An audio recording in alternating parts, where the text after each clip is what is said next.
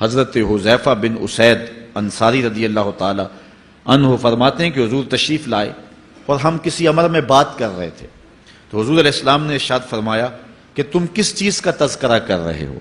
تو ہم نے عرض کی حضور ہم قیامت کے بارے میں ذکر کر رہے ہیں۔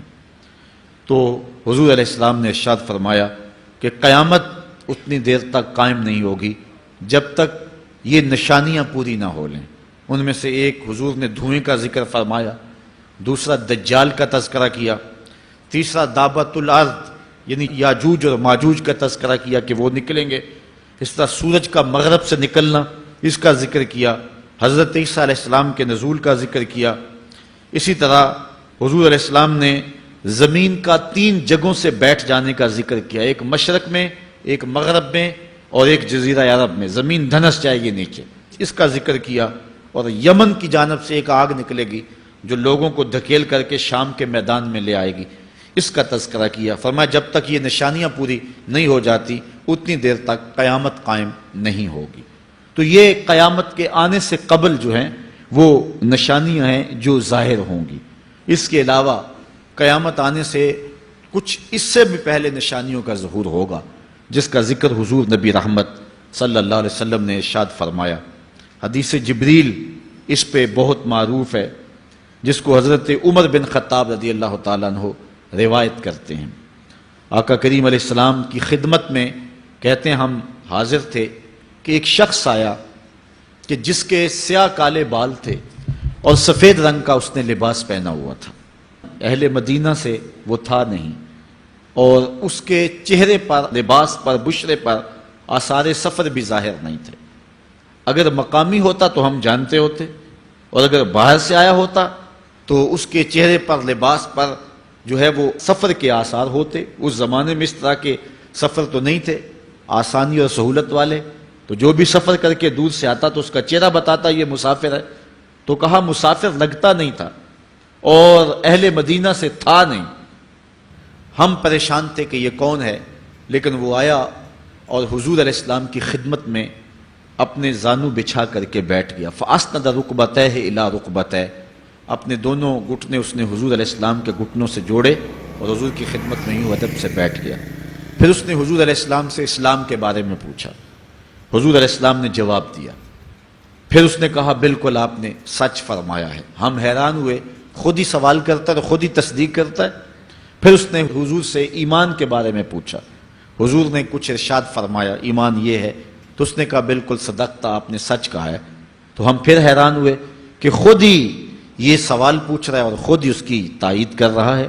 پھر اس نے احسان کے بارے میں پوچھا تو حضور علیہ السلام نے اس کو جواب دیا کہ احسان یہ ہے کہ اللہ کی عبادت اس طرح کرے کہ تو اسے دیکھ رہا ہے، اور اگر یہ کیفیت نہیں ہے تو کم از کم یہ کیفیت پیدا کر لے کہ وہ تجھے دیکھ رہا ہے۔ اس نے کہا آپ نے سچ کہا۔ پھر اس کے بعد اس نے کہا مجھے اب قیامت کے بارے میں بتائیں۔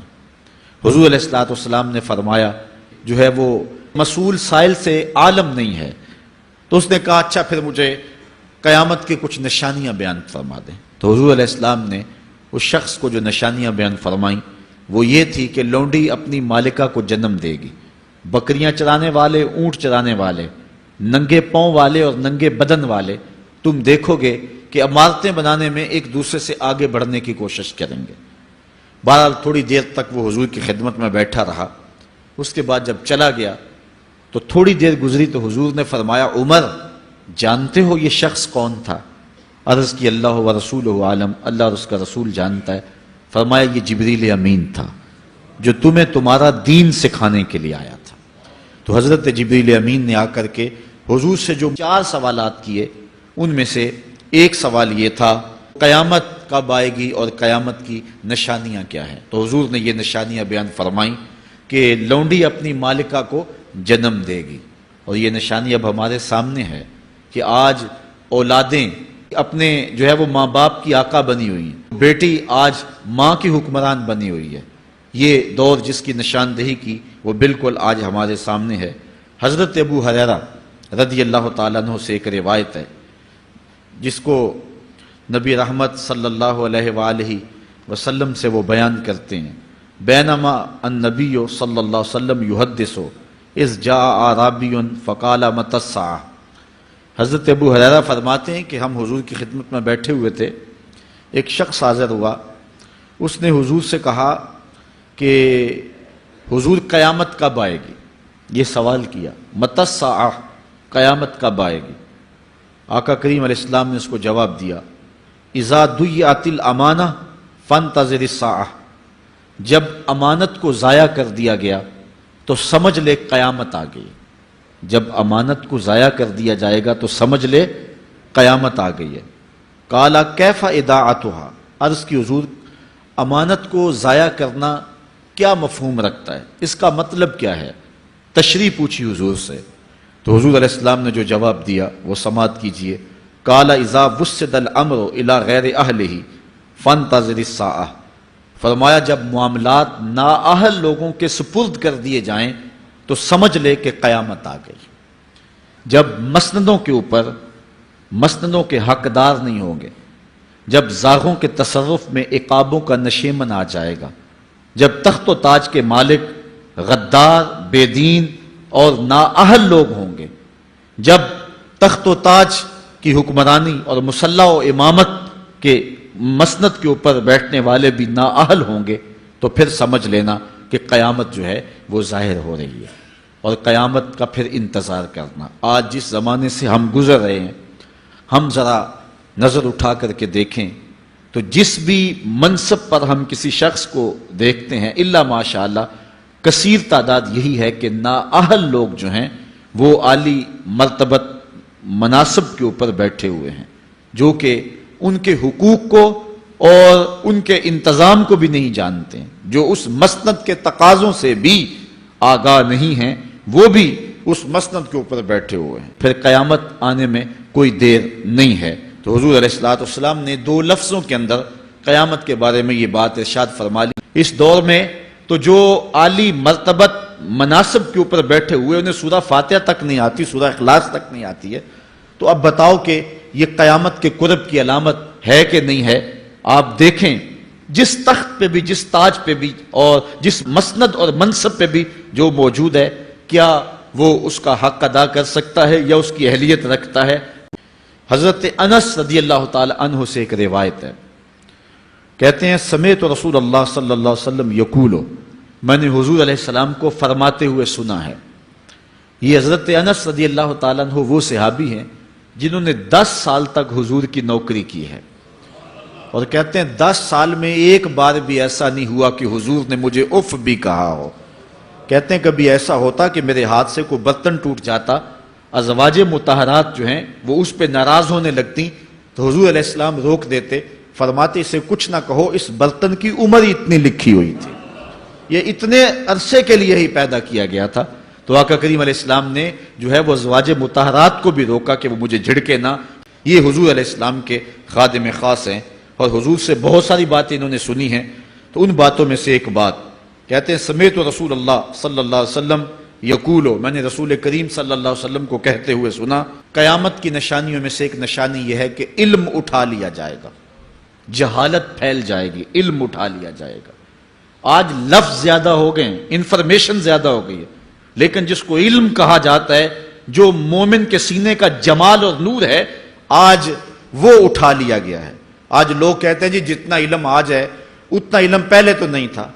آج کوئی غزالی دکھاؤ، کوئی رازی دکھاؤ، کوئی رومی دکھاؤ، کوئی احمد بن حنبل جیسا شخص دکھاؤ، کوئی محمد بن حسن شیبانی جیسا شخص دکھاؤ۔ غلط بات ہے کہ جی پہلے زمانے میں اتنا علم نہیں ہوتا تھا، اب علم بہت زیادہ ہو گیا، جی علم بہت زیادہ پھیل گیا۔ علم نہیں پھیلا ہے، یہ چند معلومات ہیں، انفارمیشن کا دور ہے، اور خبریں ہیں۔ جو علم ہے، جو کہ مومن کے سینے کا جمال ہے اور باطن کا نور ہے، جو زندگی کی راہوں کو اجالتا ہے اور زمانے کو مالک کی دہلیز کے قریب کرتا ہے اور انسان کو انسانیت سکھاتا ہے، وہ علم جو ہے وہ اٹھتا چلا جا رہا ہے۔ اور حضور سے پوچھا گیا کہ حضور علم سینوں سے اچک لیا جائے گا، سینوں سے کھینچ لیا جائے گا؟ فرمایا نہیں، علماء اٹھا لیے جائیں گے۔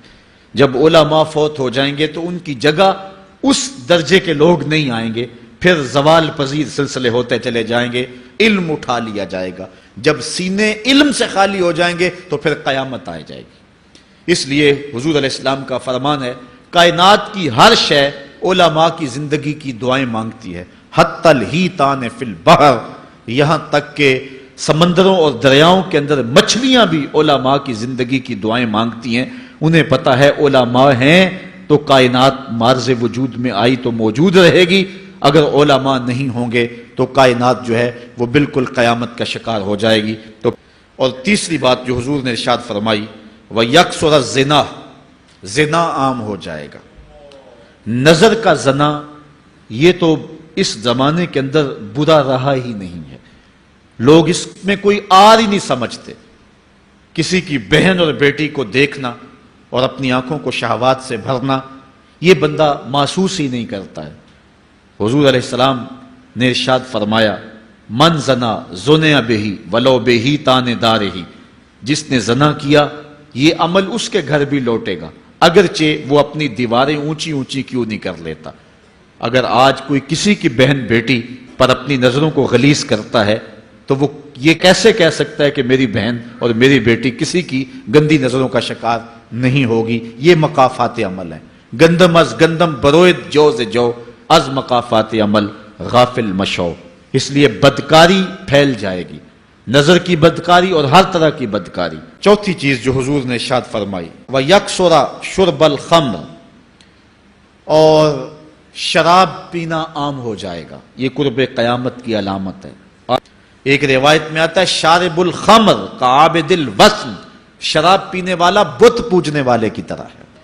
کتنا سخت فرمایا گیا، اور کل قیامت کے دن سخت رسوا ہوگا جو دنیا کے اوپر شراب پیتا رہا ہوگا۔ اللہ تعالی ہم سب کو محفوظ فرمائے۔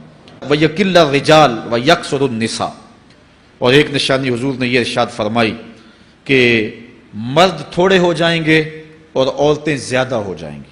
ایک تو عورتوں کی افزائش زیادہ ہوگی، اور دوسری بات مختلف ہنگاموں میں، حادثات میں اور جنگوں میں مرد قتل کر دیے جائیں گے، یہاں تک کہ حضور نے فرمایا یہاں تک کہ 50 عورتوں کا ایک مرد منتظم ہوگا۔ 50 عورتیں ہوں گی اور کمانے والا صرف ایک مرد ہوگا۔ یہ قرب قیامت کے حالات ہیں جو حضور نے بیان کیے۔ حالات اس طرف بڑھ رہے ہیں، اور ایک وقت وہ آنے والا ہے کہ بالکل جو حضور نے فرمایا وہ چیزیں سامنے آئیں گی۔ حضرت ابو سعید خدری رضی اللہ تعالی عنہ سے ایک روایت سنیے۔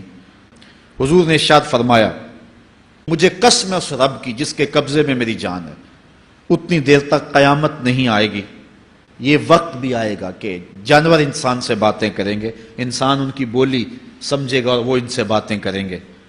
وَحَتَّى تُكَلِّمَ الرَّجُلَ عَزْبَةُ صَوْتِهِ، اور اس کے کوڑے کی جو رسی ہے، اس کا جو پھندنا ہے، وہ بھی انسان سے باتیں کرے گا۔ وَالشِّرَاكُ نَالِهِ، اور اس کے جوتے کا تسمہ بھی اس سے بات کرے گا۔ يُخْبِرَ فَخِذُهُ بِمَا أَحْدَثَ أَهْلُهُ بَعْدَهُ، اس کا گھٹنا اس کو بتا دے گا اس کے بعد میں اس کے گھر والوں نے جو باتیں کی ہیں۔ یہ حالات پیدا ہو جائیں گے۔ آج موبائل اور جدید ٹیکنالوجی آ رہی ہے تو اس بات کو سمجھنا مشکل نہیں ہے۔ اس زمانے کے اندر جب کہ ان چیزوں کا تصور بھی نہیں تھا، صحابہ نے پھر بھی یقین کیا کہ ہوگا، حضور نے کہا ہے، اور آگے بیان کیا۔ اور آج تو حالات نظر آ رہے ہیں کہ بالکل جو حضور نے بتایا وہ سب کچھ جو ہے وہ ہونے والا ہے۔ حضرت ابو ہریرہ رضی اللہ تعالی عنہ سے ایک روایت ہے، رسول کریم صلی اللہ علیہ وسلم نے ارشاد فرمایا، اذا اتخذ الفیء دیوالا، جب مال غنیمت کو، جب سرکاری خزانے کو اپنی ذاتی دولت سمجھا جائے گا، اور وہ دیکھ لو بالکل ہمارے سامنے، والامانۃ مغنما، اور امانت کو مال غنیمت سمجھا جائے گا۔ جس طرح غنیمت بندہ استعمال کرتا ہے، وہ امانت کو اس طرح غنیمت سمجھے گا اور اس کو جو ہے وہ غصب کر جائے گا۔ والزکوٰۃ مغرما، اور زکوٰۃ کو ٹیکس سمجھے گا، مجبور ہو کے دے گا، وہ زکوٰۃ دینا چاہے گا ہی نہیں۔ اور آج کتنے لوگ ہیں جو زکوٰۃ نہیں دیتے؟ اگر لوگ